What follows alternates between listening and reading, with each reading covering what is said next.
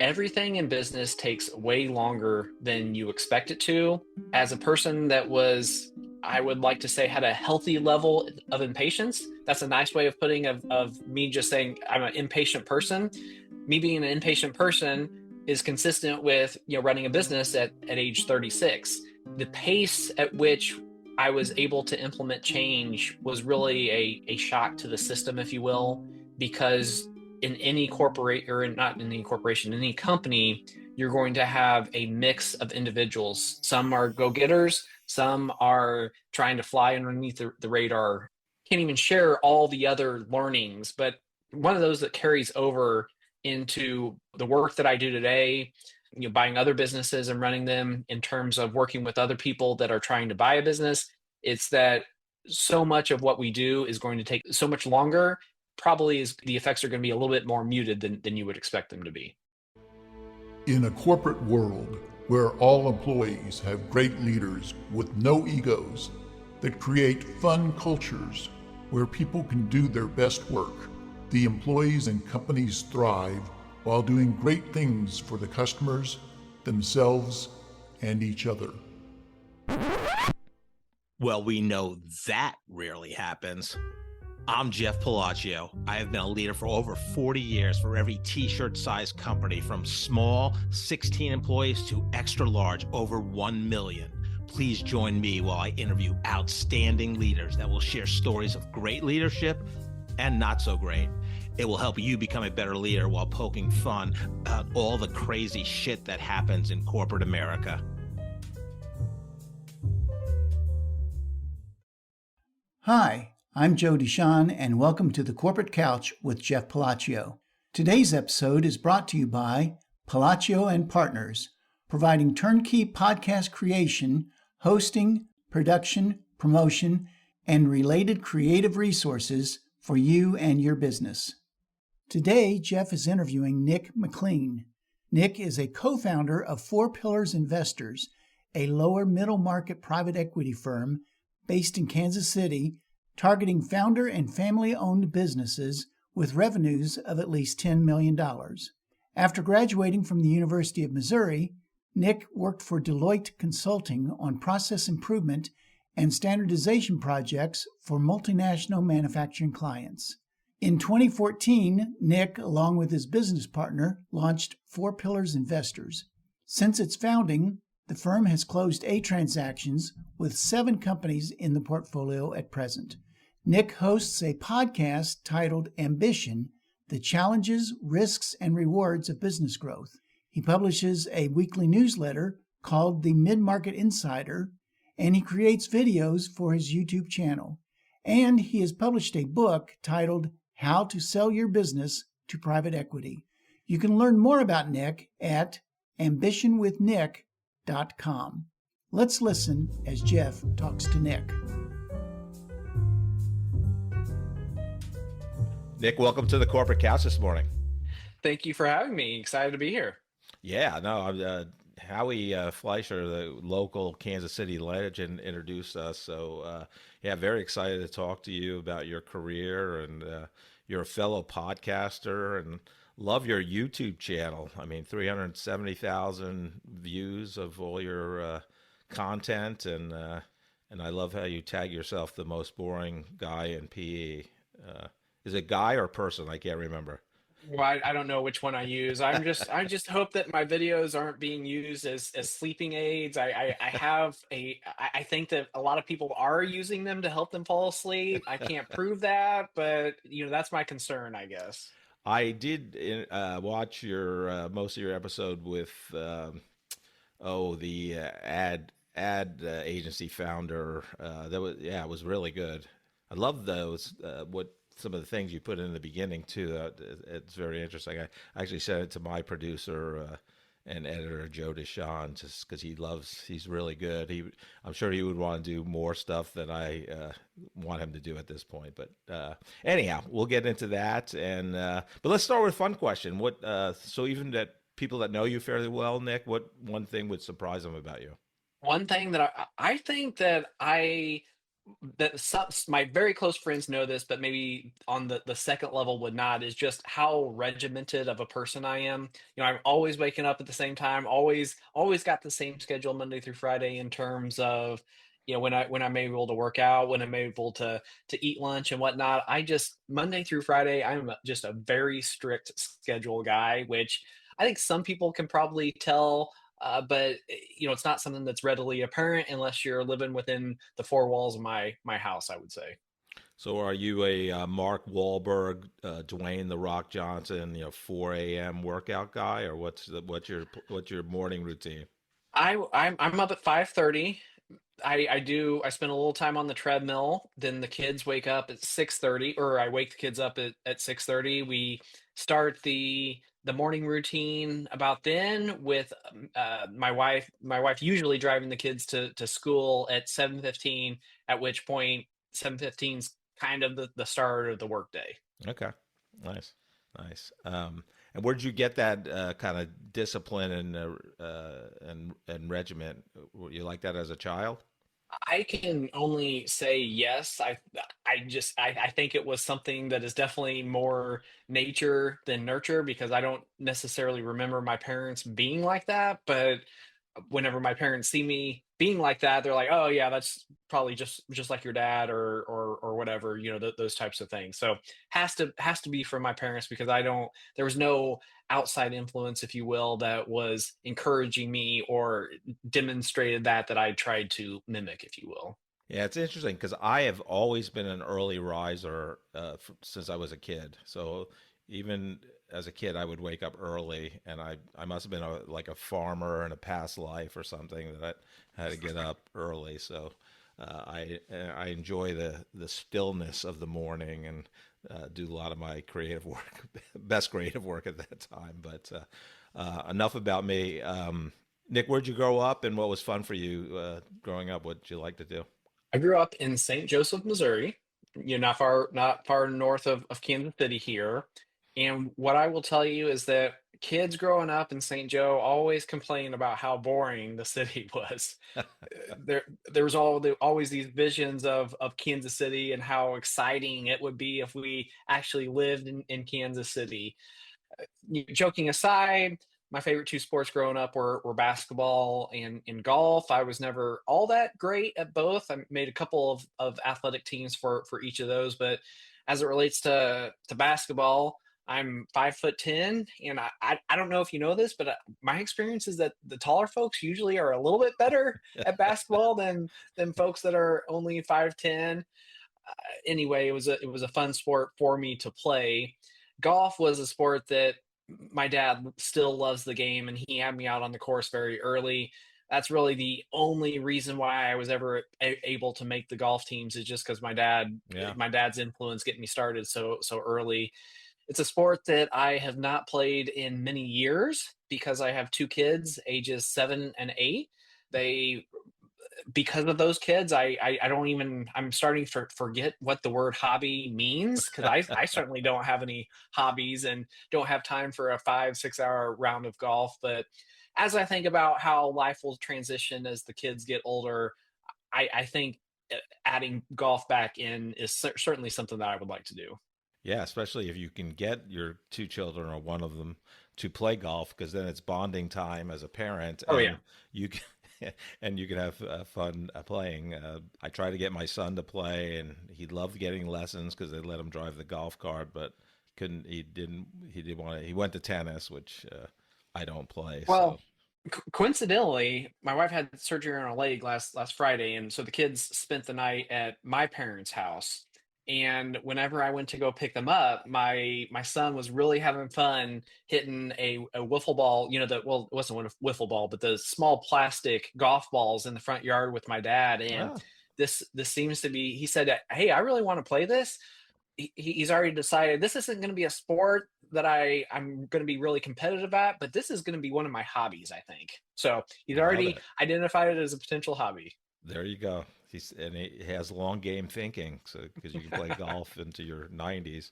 Any aspirations as a child, Nick? Like, hey, when I'm a grown up, I want to be this. What was this for you? two to three main goals as a child. I definitely remember as a elementary kid, I wanted to be a neurosurgeon, which is kind of odd, but I don't know if you ever remember or ever read Reader's Digest, but there was one article in Reader's Digest about a neurosurgeon. I thought, oh, that sounds pretty cool. So for a few years as a youngster, I wanted to be a neurosurgeon. That switched to being wanting to be a chemist. I really, growing up, my mom said she'd always find these cups sitting around the bathroom or sitting around the house of all these different chemicals that I put in, because that's what I thought a chemist did, is just pour different chemicals into containers and whatnot. Luckily, I didn't make any fires or make any noxious or poisonous gases in the process. In high school, though, I had the opportunity to work at a chemical company in their quality control lab. I don't know if you're familiar with the floor care company Hilliard. It's I don't know, fifth, maybe sixth generation family owned business. Anyway, I was able to work in the quality control lab, and I realized then that chemistry probably wasn't the best career fit for me. Didn't really know what I wanted to do from there. However, a guidance counselor suggested I go into industrial engineering. I was strong in math, the engineering part, but I also had a developing interest in the business world. My guidance counselor told me that industrial engineering was really the best of both, if you will, or a good combination of both. I've always been a type of guy that likes to improve processes, so that element of industrial engineering fit very well with me. And I can tell you, it was really a great fit. I feel lucky that my guidance counselor, at his advice, set me down a path that really turned out to really worked out well for me. But I guess we all get lucky at some point in our lives, I Yeah, guess. you might be well, I know you're the first guest, and possibly out of thousands of people I've talked to, not on the podcast, but uh, during life, I guess, life conversations. You might be the only person that the guidance counselor actually got you into something that you really stayed with. I know. I mean, I'm shocked too. You always hear about guidance counselors not really, being all that helpful, but his counsel was spot on. Yeah, no, that's very interesting.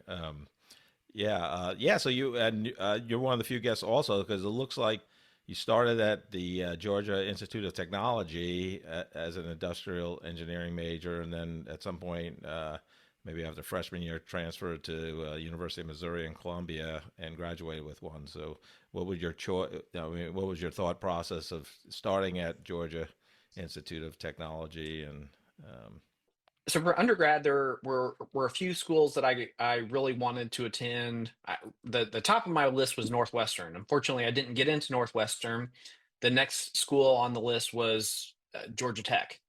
Georgia Tech at the time, well, and continued to this day, was has one of the top industrial engineering programs, so that seemed like a natural fit.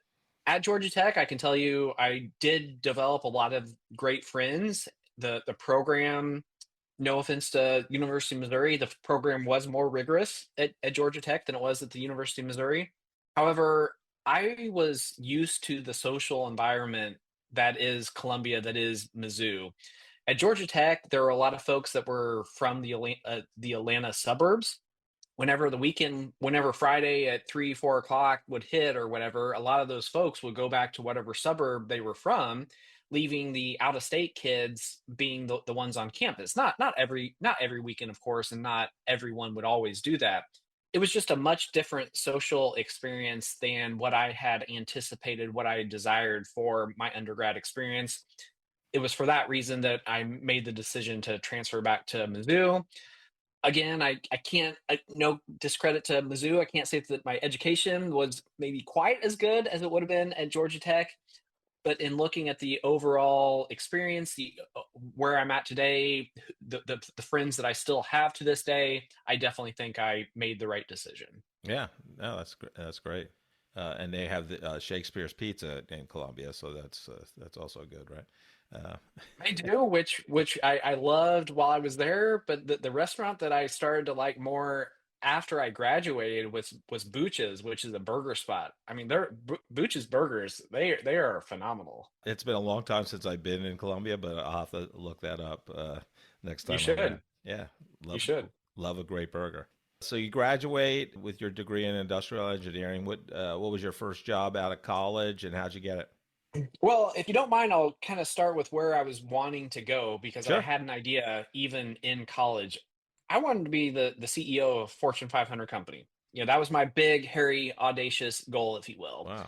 And my thought process at the time was that I was going to get my undergraduate degree, work for a few years, go get the MBA, then work for a big company for 20 or 30 years, rise through the ranks, and I would achieve my goal and I'd get the gold watch and then retire, or retire and then get the gold watch, whichever the sequence is. And that would just be my happy little life. Some of that played out some of that, I guess, played out as I expected, but most of it was way off base. So after my goal immediately after undergraduate was to get an operations related job, because my thinking at the time was that the path to the corner office is through the operations. Again, oh, well, if you have to make a product, well, of course, operations is the most important. So that's where I should spend my time. More on that a little bit later. In order to get that operations experience, worked for a consulting firm, Deloitte Consulting, on process improvement, process standardization projects. Consistent with my expectation, after about 2.5 years there, I decided to pursue my MBA. I will say that I didn't get into my top school. My top school was Harvard. However, I landed at University of Michigan, which was a really great experience as well. Not too shabby. Yeah, not too shabby either. Being a top 10 or top 5 program at the time I was there. So yeah, definitely very great education, and love the football experience as well. One quick aside: one thing that I was literally shocked at was that when I was at the University of Michigan, the University of Missouri football team was better than the University of Michigan football team. So that was kind of a Wow. interesting dynamic, because I never would have expected that. Yeah, there's only a few years that probably happened in the history Yeah, of yeah, both yeah. colleges. Yeah, exactly, exactly. Went into Michigan again with this idea of I'd work for some big company in some sort of rotational program, maybe Emerson Electric in St. Louis. I had my sights set on because I did want to be somewhat close to my family here in the Kansas City area. However, in grad school, got exposed to really companies in the lower middle market, got exposed to private equity, got exposed to investment banking, and realized that maybe a smaller company might be a better fit, because that was a little bit later, or actually, towards the end of the first year of the 2-year program. You couldn't fully pivot to that. Had to make sure that I could get a job somewhere. So tried to do the best I could of pursuing two goals simultaneously. After grad school, bounced around a whole bunch. At first, after one or two jobs, I thought, okay, well, these jobs just aren't working out because I got unlucky, and it's going to happen to anyone. Fast forward 3, 4, 5 years, all my jobs, any job that I worked in, I was only lasting about 1 to 2 years. At that point, I really felt like I had to look myself in the mirror and accept that it wasn't always the job; it was probably me. Again, like, I wanted to be the CEO of some huge company. I didn't think of myself as the entrepreneur. I had friends that were always coming up with ideas for businesses. They'd say, "Hey, Nick, I've got this idea." I'd be like, "Wow, that's a great idea. How come I never come up with these great ideas?" And for that reason, never thought of myself as an entrepreneur. However, there's this term that's been popularized within the past, I don't know, 5, maybe 10 years, which is entrepreneurship through acquisition. Essentially, you're an entrepreneur that doesn't start your own business, you buy a business, and that's how you get to scratch that entrepreneurial itch, if you will. Again, even though that term wasn't popularized whenever I was going through this, that's what I realized I wanted to do, was to buy a business, run that, and that was going to be my career goal, if you will, as opposed to rising through the ranks of a big company. About this time, when I was kicking off the search to buy a business, hooked up with a partner, a guy named Thomas Sanford. We're still partners today, consider him one of my best friends. I know a lot of people have partnerships that are worse than messy divorces. We've been very fortunate that we've been able to stick it out. The early goal was to buy a business for me to run. We also wanted to buy one for my partner Thomas to run. I ran the first company, Southwest Steel, for about a year and a half, and realized that I didn't want to just run any company. I really wanted to run a private equity firm. And we transitioned into what's called an independent sponsor, which is a private equity firm without a committed pool of capital. My partner's been out in Portland running the business that we acquired out there since 2017. I've been really running Four Pillars as an independent sponsor since about 18 or 19. Not to say that every day is a dream. Working in the deal environment, every day is a roller coaster, but I really do love what I do. I'm a deal junkie, and work will never be as good as spending time with the kids or spending time with the family, generally speaking. But it's not a situation where Monday rolls around and I'm hating my life. I love what I do. No matter what they would pay me, this is the type of work that I want to do. So I feel like I'm very fortunate in that regard.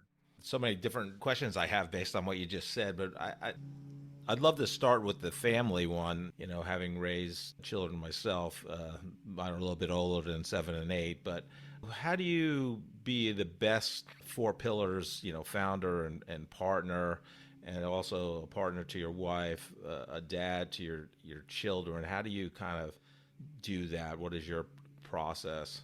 I think first it starts just with the culture and the expectation that both my partner and I have. My partner and I both want to be good husbands, we want to be good parents, and we want to be able to be there for our families. Could we have achieved more success if we worked around the clock and set ourselves up to be not good parents but good grandparents, meaning that we can retire early and spend a lot of time with our grandparents, even, or our grandkids, even though we didn't spend time with our kids? No, I mean, we are ambitious, we do want to achieve certain goals, but it's not going to be at the expense of spending time with the family. My greatest regret in that I could ever possibly imagine would be one where at 60, 70, 80 years old, I think that I prioritize my career over spending time with my kids. I never want to have that regret that I didn't spend enough time with my family. And for that reason, sure, sometimes we don't make as much progress on a certain project or a certain acquisition as quickly as we would like, but that's the trade-off that we're willing to take. And my partner and I are both aligned on that. Are you familiar with Ryan Holiday and his work? I am not, unless you might fill me in on Yeah, what it is sure. a little He bit. he was. I want to say he was the chief marketing officer or very high up at American Apparel. Worked for, oh God, the guy that wrote the 48 universe laws of power.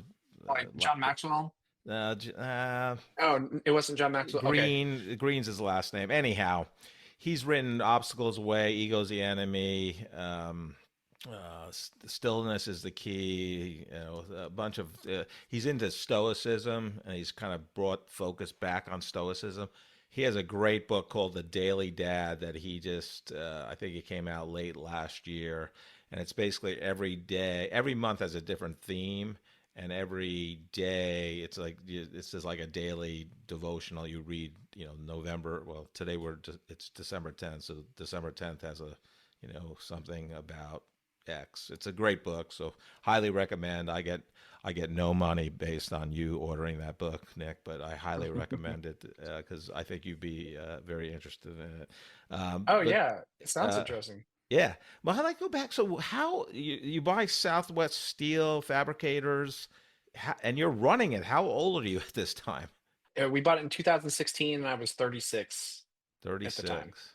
So what's that like? I mean, I know you were at Deloitte, obviously great job, and it looked like you spent, like you said earlier, small stints. You were at 3M, Intel, a private equity firm, but like you're running a company at 36. What was that like? And what was your big, oh my God, I didn't know this was going to happen? Well, I think that of course there are learnings that you have throughout the process. If you don't have any learnings, then you're probably not receptive to them, and that's a whole other issue. Also a general philosophy or my a general perspective is that I think you need to be in situations that push you a little bit beyond your comfort level and whatnot. Regardless, all that aside, I think that I would be remiss if I didn't talk about the Dunning-Kruger effect. Essentially, what that is you start off with, I guess, ignorant optimism or uninformed optimism. Then, once you learn more, you go down to a period of informed pessimism. Then, after you learn even more, you get to more of like a rational, rational optimism. I think the first part maybe could be considered irrational exuberance. then informed pessimism, then informed optimism, if you will. That wasn't a trajectory or a path that I expected myself to follow, but that definitely happened while I was at Southwest. Running a business, there are so many things that can go wrong that it's really hard to explain. I still can't fully explain to people who are thinking about buying and running a business how many things can go wrong, because some days you feel like you're in fiction because you can't make the stuff up as to what happens. Was I unprepared for a lot of that? Absolutely. Was I so unprepared that led to bad decisions and whatnot? Well, you can make an argument that I would make better decisions today. I mean, I hope I would make better decisions today, because if I couldn't make better decisions, then what the heck have I been doing the last 10 years? As it relates to running a business, though, there's really been one learning apart from learning about yourself as a person and whatnot, is that everything in business takes way longer than you expect it to. As a person that I would like to say, had a healthy level of impatience. That's a nice way of putting of me just saying I'm an impatient person.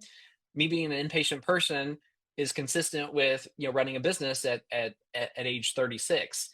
The pace at which I was able to implement change was really a shock to the system, if you will, because in any corporate, or not in any corporation, in any company, you're going to have a mix of individuals. Some are go-getters, some are trying to fly underneath the radar and whatnot.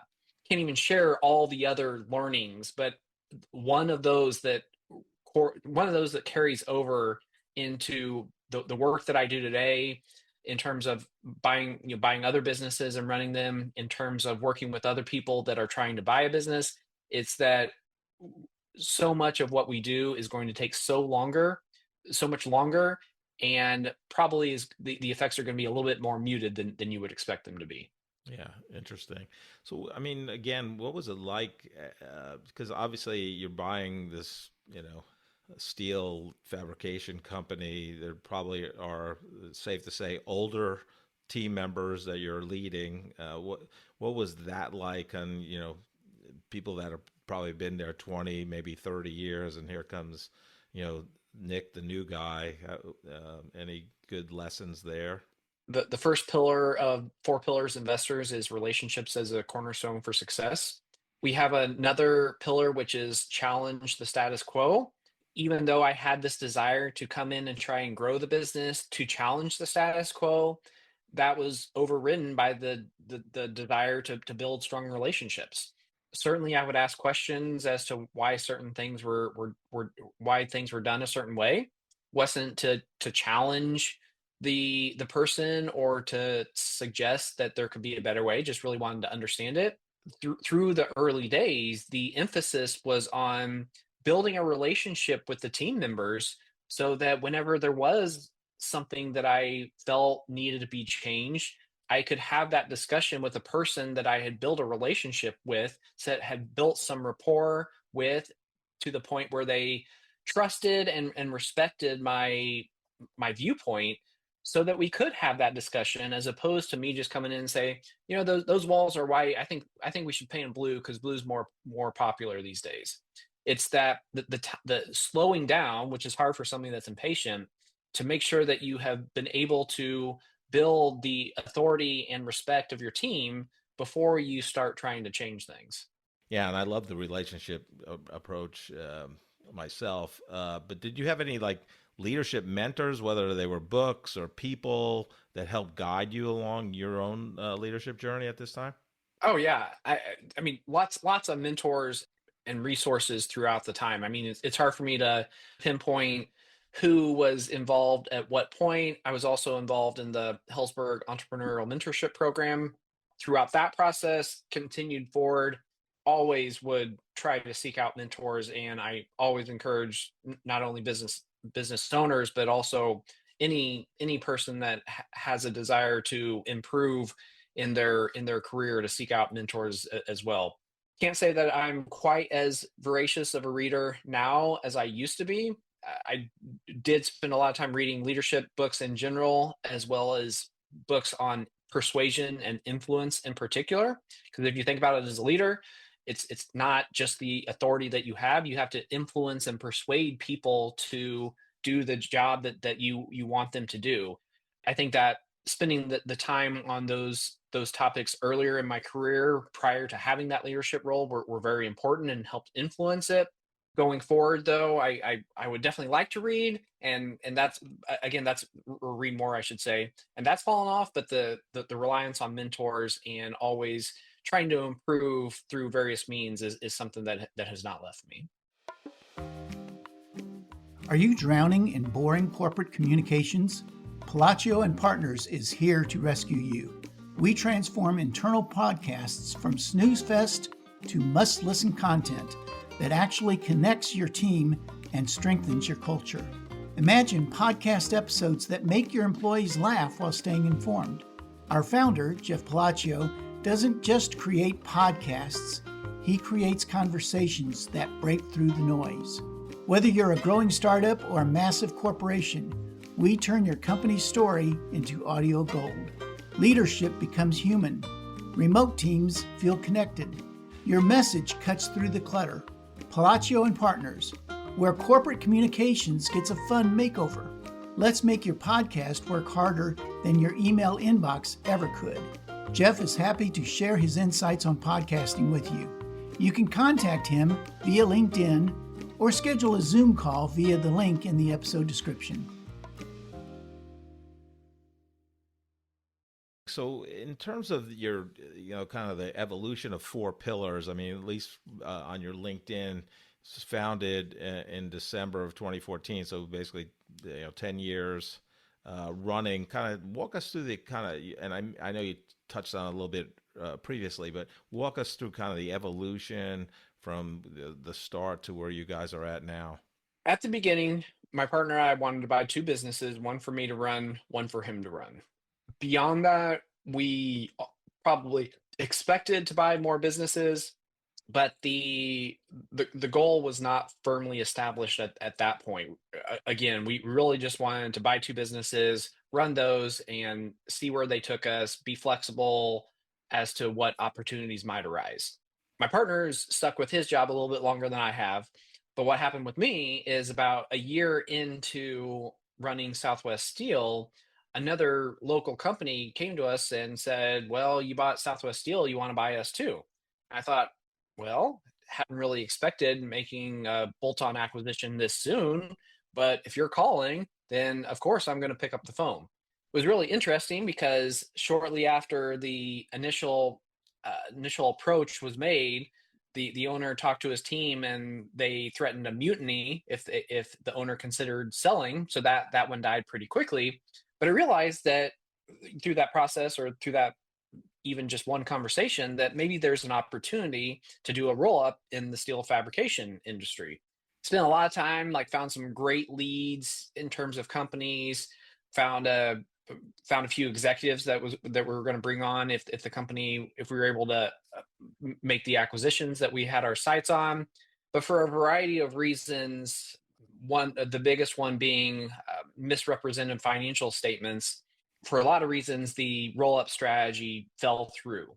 Through that process, though, that's when I realized that I didn't really want to run Southwest Steel for the next 5-10 years. I wanted to be on the hunt for the next Southwest Steel in the portfolio, not stay at Southwest and build that one. We were lucky enough to have a person within the company that was capable of managing the day-to-day. I maintained an office there for a period of time, but really it was this person who was calling all the shots, and started looking for what that next platform acquisition would be. We bought Southwest Steel in 2016. We bought Eagle Precision in 2017. That's the company that my partner moved to Portland to run. After that we took ownership interest in Nell Hills with the current owner, Katie Lawfridge. That was in 2017. 2018, bought an aluminum die casting company in Chicago called Dart Casting. Excuse me, I got my chronology wrong. In 2018, we bought a bolt-on to to Eagle Precision, which was called Turk. And so my partner was then running both of those businesses. In 2019, we bought Dark Casting, which was the largest deal we had done. Nothing in 20 or 21, and then in 22, as a merger, if you will, with a larger company, Dark Casting merged with a company called General Die Casters, which now firmly cements that company as the largest in our portfolio. Our portfolio is definitely overweight in manufacturing. That's partially because of my background in industrial engineering. Also, as you know, you can't walk too far in Kansas City without running into a manufacturing company. Definitely like manufacturing, but we're more industry agnostic looking forward. One thing we've observed is that a lot of companies in the lower middle market, they could benefit from focusing on some business fundamentals, not only in terms of financial reporting, but also sophistication within sales and marketing. So definitely have a desire for manufacturing, but feel like a lot of companies in the lower middle market could use similar types of help, and that's why we're more industry agnostic than our portfolio might indicate.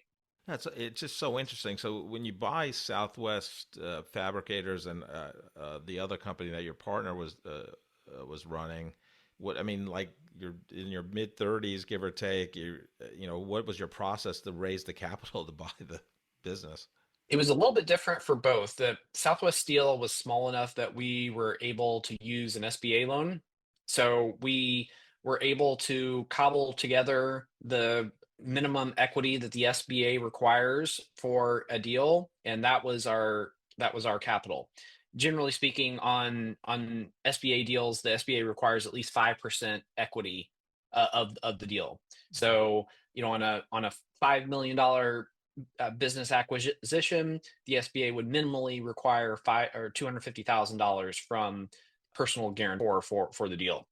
That was how we expected our first deal to work. The second deal was a little bit larger, and so we targeted institutional capital, canvassed a lot of different types of companies, or not a lot of different types of companies, targeted a lot of different institutional investors, traditional private equity firms, family offices. Reached out a little bit to the SBA to see if that would be an option for a debt, but it was too large for that to be the sole method.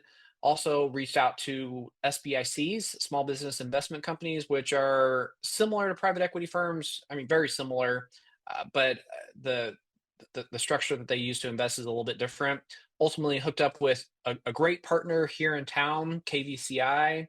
It had been run by a guy named Marshall Parker. I think Marshall's still around, but really, I think it's being run more by a guy named Brian Leager, who is our key contact on the company. Great guy, can't speak highly enough about him. Has just been a tremendous partner from really not only day one. He's been a tremendous partner prior to even getting the deal closed. I don't think the deal would have closed if we didn't have somebody like Brian working with us in the corner. As we look forward, a lot of different ways and a lot of different sources that we go to in order to try to raise the capital for the deal. That being said, the smaller deals always look to the SBA. The larger deals, typically we look to other private equity firms that look for deals that are being run by groups like Four Pillars. Nick, I'd love to hear about in terms of Four Pillars and how are you guys different, and what are I think you mentioned two of the four pillars, but maybe talk about all four. For sure. So the first pillar, relationships as a cornerstone for success. That's always the number one. Sometimes I get the other four out of order. I don't think that matters as much. We can say the second one is challenge the status quo, since I've already mentioned it. Also, servant leadership, with the idea behind servant leadership, for those aren't familiar with it, that it's really about making your team the most important, removing obstacles so that they can be successful, putting the spotlight on them and taking it off you. And then the final one is persistence. Working in M&A, being entrepreneurs, persistence is the name of the game. You can hope for luck, and sometimes we all get lucky a little bit, but you could not depend on luck if you want to achieve the goals that you have for your business and whatnot. So those are the four pillars, and what I would say is those aren't aspirational at all. Those are for my partner and I and the folks in a lot of our companies really live every day. For example, one of the guys on the team, his name's Jacob. we'll talk. Okay, what helps build the relationship as part of the next step for this particular project? How can we make sure that we're developing that relationship so that so that they get to know us and they want to do a deal with us? It's not aspirational at all, where whenever we grow up in 5 to 10 years, we want these things to be important to us. Is no, we use these values daily or weekly, if not daily, in a lot of circumstances. No, I love that. What's on the horizon? We're recording here in December 2024. What's the big plans for Four Pillars in the upcoming 2025 year? Well, what I would say is we are always looking for acquisitions. That's never going to go away. As a private equity firm, you got to buy businesses, or you're not really a private equity firm. I have been spending more time on the marketing front. I, as I look at some of the companies that we try to acquire, what I would say is, for many of them, the sales and marketing function is a bit underdeveloped as it relates to other areas. I feel like I would be a bit hypocritical if I assessed the sales and marketing functions of other firms and didn't apply that same analysis and rigor, if you will, to the parent company. For that reason, have launched a podcast, do some YouTube videos as well. The goal there really is to allow folks, if they have the desire, to get to know me and have a better feel for what it might be like to work with me and Four Pillars if and when they decide to sell their business. One thing, one aspect or piece of advice that I give a lot of business owners is, prior to selling your business, prior to even thinking about that, spend some time getting to know an actual buyer. A lot of sellers will hire an investment bank or a business broker to sell their business. They'll get introduced to buyers, and they might have 2 or 3 phone calls with that buyer and then decide they want to sell their business to them. I mean, that happens, and sometimes it works out well that there's a good relationship there. But just think about your personal life. Would you be willing to get married to somebody after only 2 or 3 phone calls? I don't think too many people would, unless it's an arranged marriage situation. And that's commonplace in business buying. I think part of that is because business owners don't realize that the sale of a business doesn't mean that they're cutting ties and they're off to the beach. It's really the start of a new partnership. That's how we feel. That's how Right. we view it. Because we're not going to step in and say, oh, we're the smartest guys in the world, we don't need you around. Not at all. We want the business owner to be around so that we can rely on their experience and guidance and whatnot. And also, through this process, we want to be able to share with people that we are entrepreneurs first, not spreadsheet jockeys. I read a lot about, the number one news source I have is the Wall Street Journal, and I always bristle whenever I read about stories of private equity deals gone bad.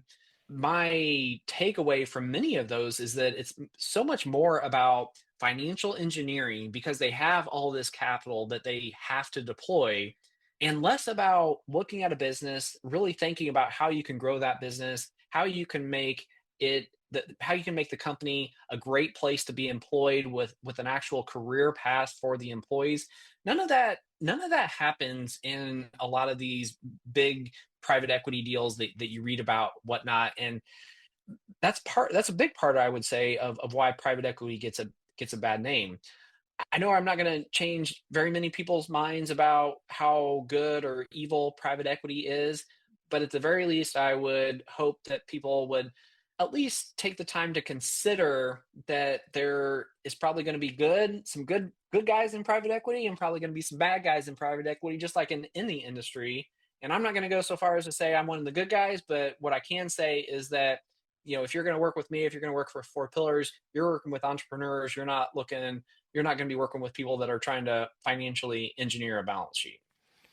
I love what you talked about in terms of, you wouldn't want to evaluate a company on sales and marketing, because that's usually kind of a weak spot for most companies if you're not applying kind of best practices.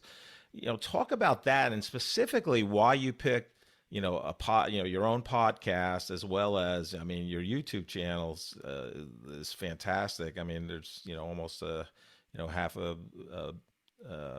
million views and all that. So talk about that process for you. Well, Well, it was a slightly different decision making for both. For the YouTube channel, I really think that video is the best way to get out educational type topics. And so you'll on the YouTube channel, you'll find some videos on general equity videos, how private equity works, what private equity looks for. You'll find topics on valuation, you'll find topics on strategic planning. For those reasons, for those topics, really felt like the video format was the best because it didn't really need a lot of back and forth with different people. I wanted a library of content, if you will, so that if there's a particular topic that a business owner is curious about, maybe I've done a video on that. You also want these to be helpful to business owners. The podcast was a little bit different.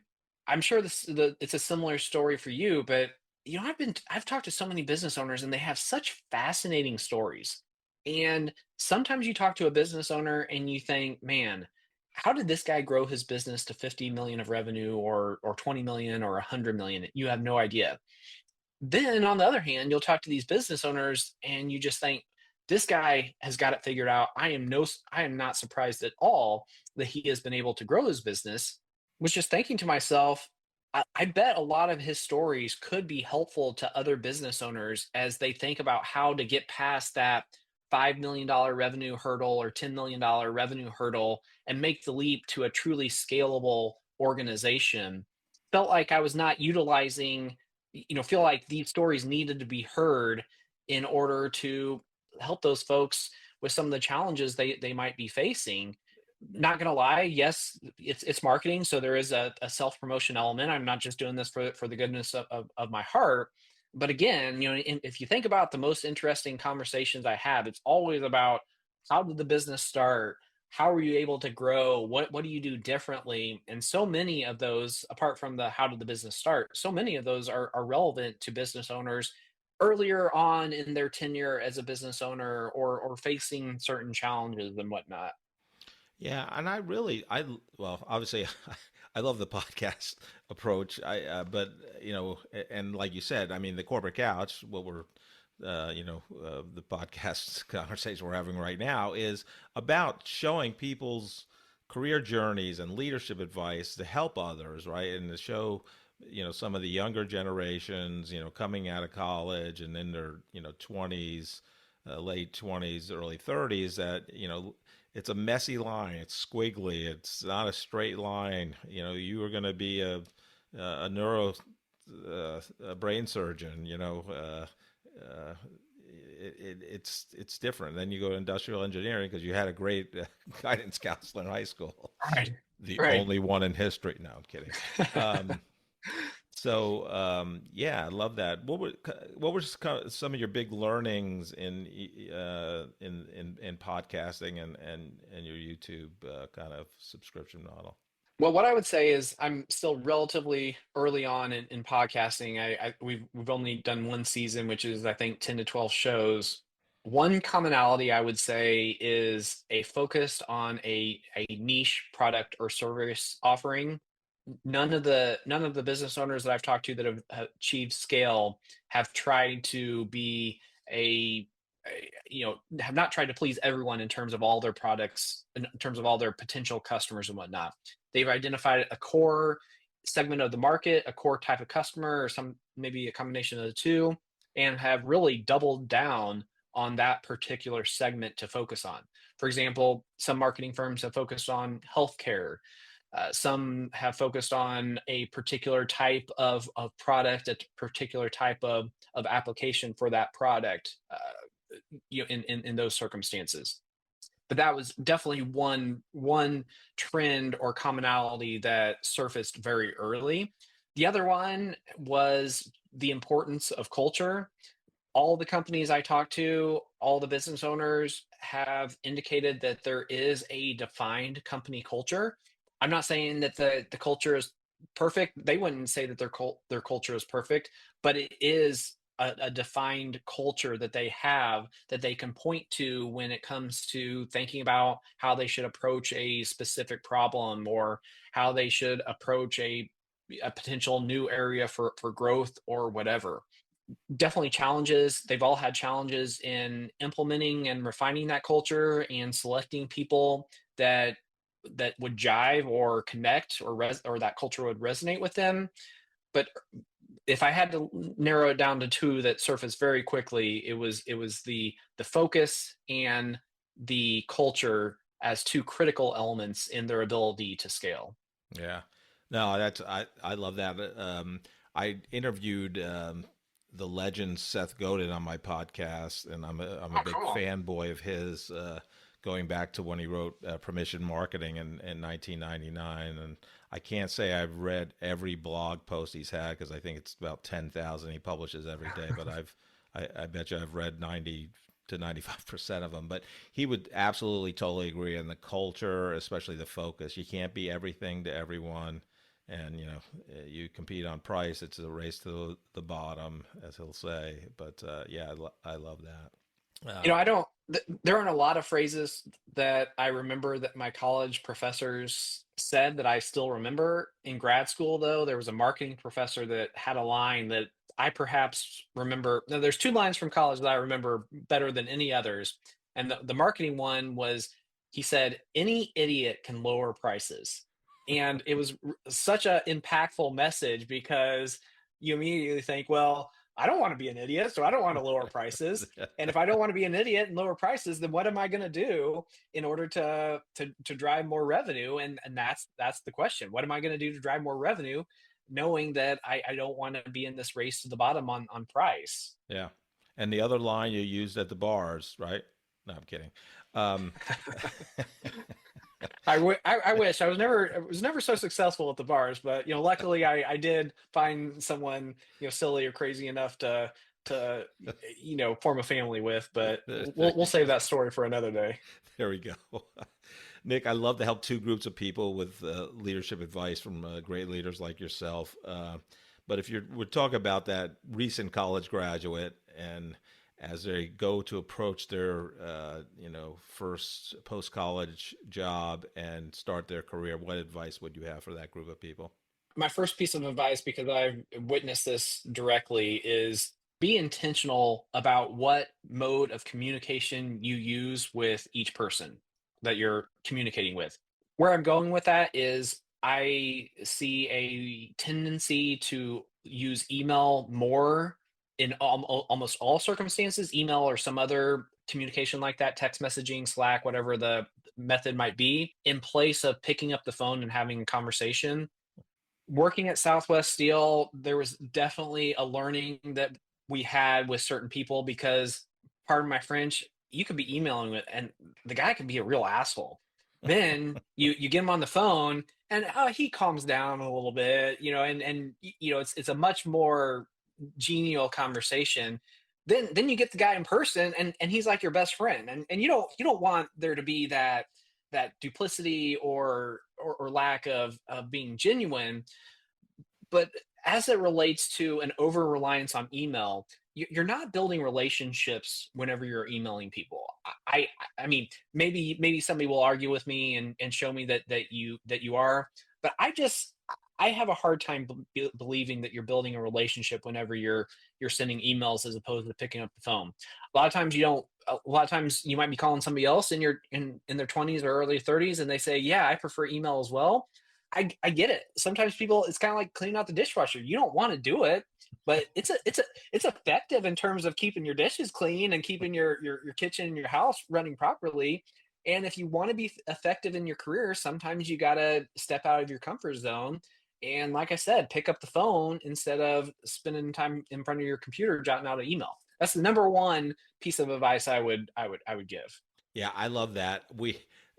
I referred to Joe Deshawn, my business partner, earlier, but I literally called Joe this morning and asked him about just a very specific question, but we made us get into other things, and we kind of solved or found a way forward to another completely different type of initiative. So, and I literally said to him, we texted, did Slack or emailed, we would have never came up with this. And Absolutely. and in regards to your advice to a recent college graduate, what I love about it too is if somebody picks up a phone and calls somebody, about a job or whatever, it's going to separate them immensely because no one's going to pick up no, less than 1% of their, competitors per se are going to be doing that, and it'll make the person stand out. So great advice, Nick. The second group is that, probably person, probably in their late 20s, early 30s that decides they want to, continue their career path by having responsibility for a group of people, in an org chart and take that career path. What advice would you have them as they begin that leadership journey? Well, what I would say is that it's a difficult journey and it isn't for everyone. I firmly believe that do I think of myself as a good leader? I think I have qualities of a good leader. However, I would also say that I am not the person that could step into any leadership situation and be able to be a great leader in that environment, in that organization or whatever, because I just don't think my leadership skills and whatnot are as durable as other people. What I mean by that is you might have every desire to be a leader and grow. Will you be successful? Maybe, maybe not. Can you influence how successful you will be? Absolutely. And that starts with knowing yourself, being very introspective. Why do you want to be a leader? Is it for ego purposes? Is it because you like the human interaction? Is it because you feel like that's the path to greater compensation?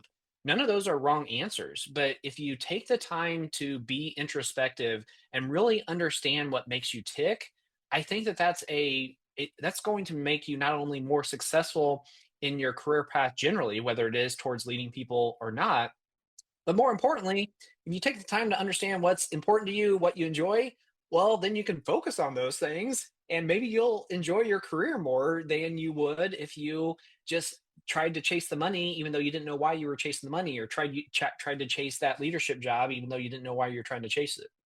Yeah, no, that self-awareness is no matter what type of leader you are, an individual contributor or having a group of people, I think is so key. And I will say, I think the evolution of organization development and, in terms of career pathing, I think companies are recognizing the individual contributors more, so you can gain financially and, and progress through your career and get rewarded for it. Well, I remember reading some books and about management and rising through the ranks, and I think this was more prevalent probably in sales positions and perhaps others. But what you would have is the normal progression was you're a salesperson. The people that were best at sales were promoted to a leadership position, and on and on. Well, that's nonsense. I mean, from the company's perspective, the best salesperson, don't you want the best Right. salesperson to be selling more? Yeah. And just because they're a good salesperson doesn't mean they're going to be a good leader. I mean, I know these things are all apparent Right. and Yeah. obvious, but I think it is consistent with what you said about how companies are starting to realize that rewarding performance with managing people isn't always the appropriate approach. Yeah, totally agree. Totally agree. Nick, you've been a great guest. I'm honored that you came on the corporate couch. I wish you the best, and I hope we talk soon in person.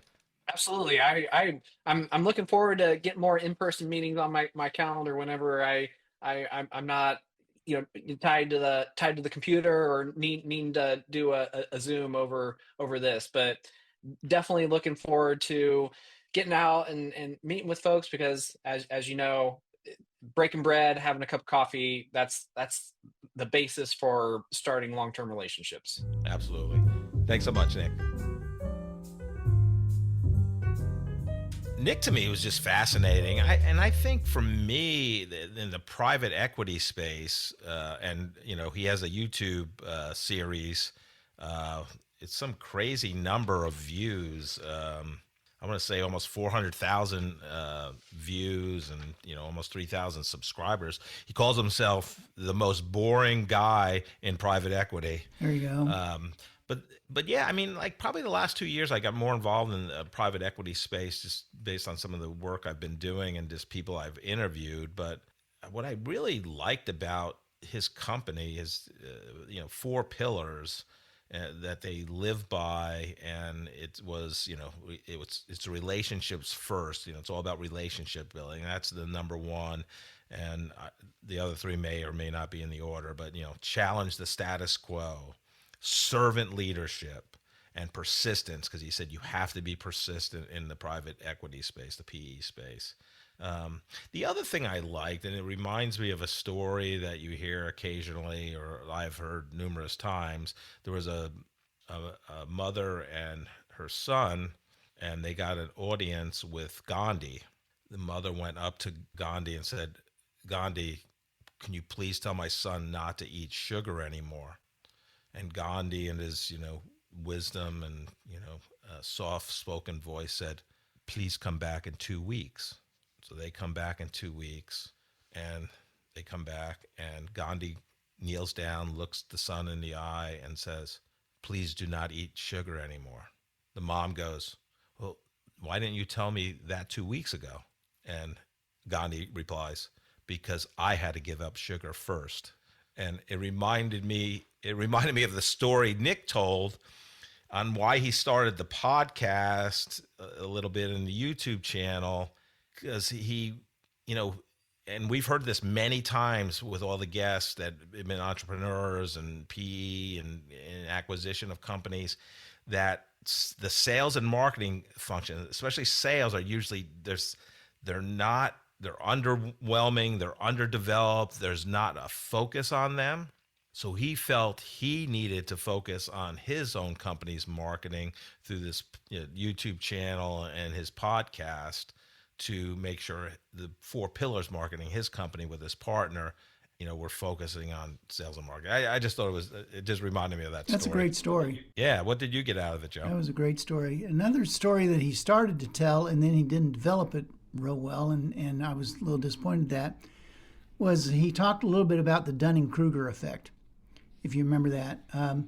And my ears perked up when I first heard him mention that, because that's a topic that I've studied for years and just been absolutely fascinated with. But he kind of mentioned it and then he went on to something else. But Dunning-Kruger, the concept is the relationship between how much you know about a subject as opposed to how much you think you know about a subject compared to how long you've been studying that subject. And so I always use the story about learning how to play chess. Let's assume that you just learned how to play chess. You just learned the rules.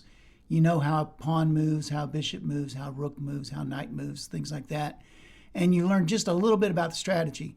And all of a sudden, you think you're an expert on chess. And you talk to all of your friends and you tell them, "Oh, I just found this new thing called chess. And it has these moves and these openings and these end games and these strategies and these positions and stuff like that." You think that you're great. And then you go to your first chess tournament and you find out how little you actually do know about chess and how much more there is to actually learn. And he used it, I think, in the context of learning how to be a CEO in something. You first get a CEO job and you think, "Wow, I've made it. I've got a corner office, I've got a window, I've got a desk, and all of these people are all reporting up to me, and I have finally made it." And then later on, you go to some of your first meetings and you realize how much more you have to learn about the industry, or how to learn how to be a CEO, or learn how to give up sugar, or whatever it takes. The idea is a successful CEO will be able to balance that, or be able to seek a balance in that. And I think that's something that he's had to work with a lot, is balancing how much you know about a subject compared to how much you should know about it, and compared to how much you think you know about it. It was just a very, very interesting interview. I enjoyed it a lot.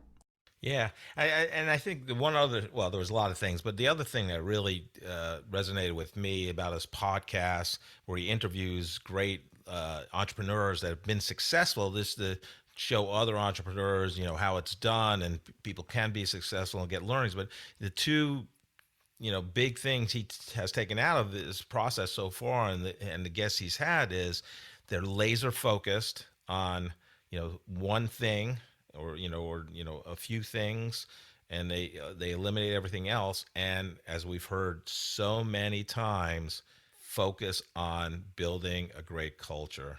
So I really enjoyed Nick. Joe, any final thoughts for our listeners today? Yeah, Jeff, why was the tomato red? No idea, Joe. Because it saw the salad dressing. Thank you so much for listening to this episode of The Corporate Couch. If you enjoy the podcast, I would love for you to take 2 minutes out of your day to rate us 5 stars and write a review. Please join me next week to learn from another great leader sharing their professional journey and insights.